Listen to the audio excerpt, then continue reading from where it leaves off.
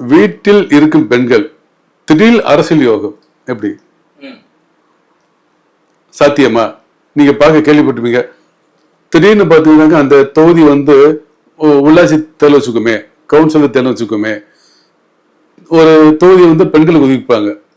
ஆனா அந்த பெண்களுக்கு மட்டும் வாய்ப்பு.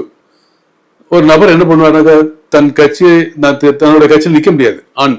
அப்ப என்ன பண்ணுவாங்க, அவங்க வீட்டுல மனைவியோ தாயோ தங்கையோ நிக்க வச்சு ஜெயிக்க வைப்பாங்க. அப்படிங்கும்போது திடீர்னு வீட்டில் இருக்க பெண்ணை கூட நிக்க வேண்டிய சூழ்நிலை போகும். ஏன்னா அந்த தொகுதி வந்து பெண்களுக்கு ஒதுக்குறதுனால அந்த ஆண் என்ன செய்வார்னாக்கா, அந்த ஜாதகர் என்ன செய்வார்னா, அவருடைய மனைவி அல்லது தங்கை அல்லது அக்கா அல்லது தாய் வர சொல்லி நீ நில்லுங்க, நான் பின்னாடி பக்கம் நான் கூட வந்து ஜெயிக்க வைக்கிறேன்னு சொல்லி செய்வார்.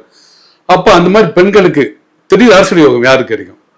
ஒரு நாள் வீட்டில் இருப்பாங்க, அவங்களுக்கே தெரியாது அரசியலுக்கு வருவோம். அரசியல் வந்து ஒரு கவுன்சிலரோ சேர்மனோ அந்த தொழில எல்லா தொழிலுக்கும் தலைவரோ எப்படி அமைப்பு திடீர்னு அமைப்பு பார்த்தீங்கன்னாக்க, அப்படிப்பட்ட பெண்களுக்கு சூரியன் சந்திரன் செவ்வாய், சூரியன் சந்திரன் செவ்வாய் இந்த 3 கிரகங்களும் அவங்க ஜாத்துடைய அந்த பெண் ஜாத்துடைய லக்னத்திலோ 5லோ 5ஆம் இடத்திலோ 9ஆம் இடத்திலோ 10ஆம் இடத்திலோ யாருக்கெல்லாம் இருக்கிறதோ, சூரியன் சந்திரன் செவ்வாய் இந்த 3ம் இணைந்து அல்லது 3 கிரகங்களும் தனித்தனியாக லக்னம் 5, 9 இருக்கிறதோ, அல்லது லக்னம் 5, 9, 10 மாறி மாறி இருக்கிறதோ, அல்லது 5, 9, 10 இருக்கிறதோ, அல்லது 9, 10 லக்னத்தில் இருக்கிறதோ, சூரியன் சந்திரன் செவ்வாய் இருந்தா நிச்சயமாக இந்த சூரிய தசை சந்திர தசை செவ்வாய் தசையில திடீர் அரசியல் வருவாங்க.